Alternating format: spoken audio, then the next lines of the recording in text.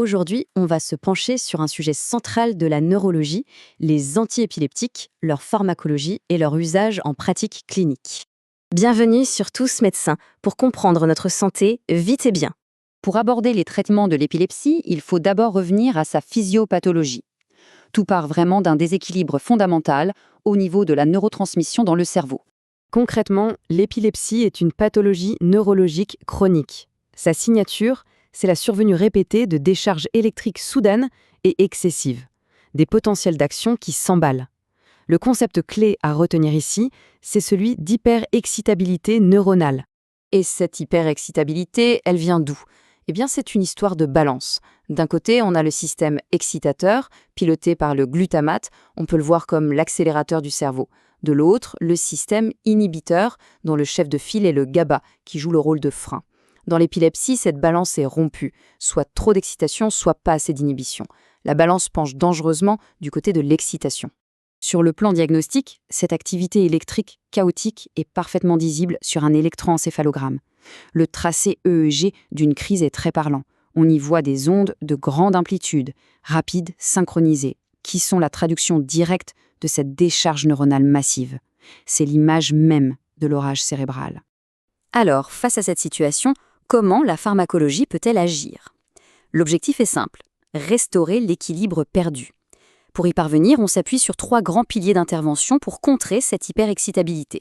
Le premier pilier, c'est la modulation des canaux ioniques, en particulier les canaux sodiques et calciques.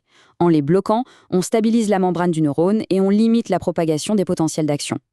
Le deuxième pilier consiste à renforcer le système inhibiteur GABAergique, c'est-à-dire à appuyer sur le frein.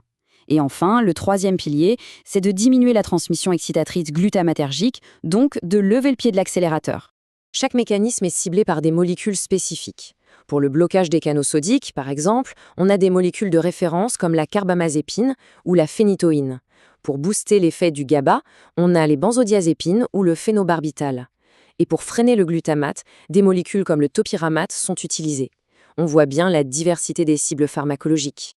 Cet arsenal thérapeutique ne s'est pas constitué en un jour. Il est le résultat d'une longue évolution qui s'étend sur plus d'1 siècle, ce qui nous amène à classer les médicaments en plusieurs générations.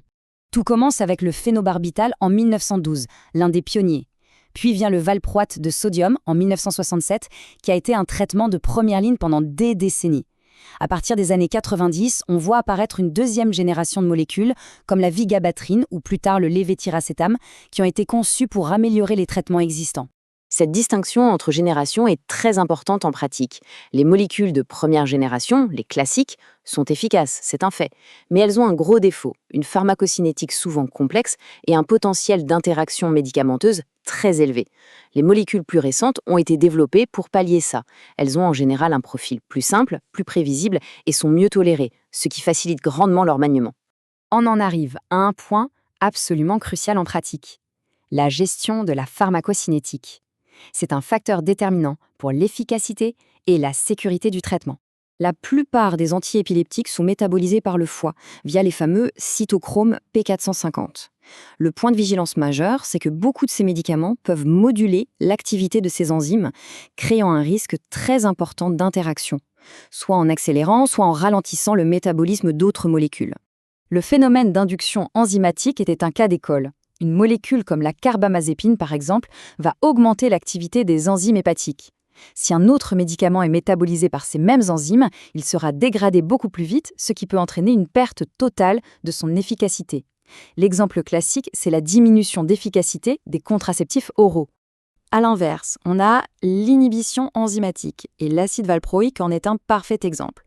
Il va freiner l'activité des cytochromes. Résultat, l'élimination des médicaments associés est ralentie, leur concentration plasmatique augmente et avec elle, le risque de surdosage et de toxicité. Toute cette complexité pharmacologique a bien sûr des implications directes sur la gestion clinique au quotidien. La prise en charge de l'épilepsie, c'est un véritable exercice d'équilibriste entre la recherche d'efficacité et la maîtrise des risques. Côté efficacité, les traitements actuels permettent un bon contrôle des crises chez environ 70% des patients. C'est un résultat considérable, mais qui laisse tout de même une part non négligeable de patients en échec thérapeutique.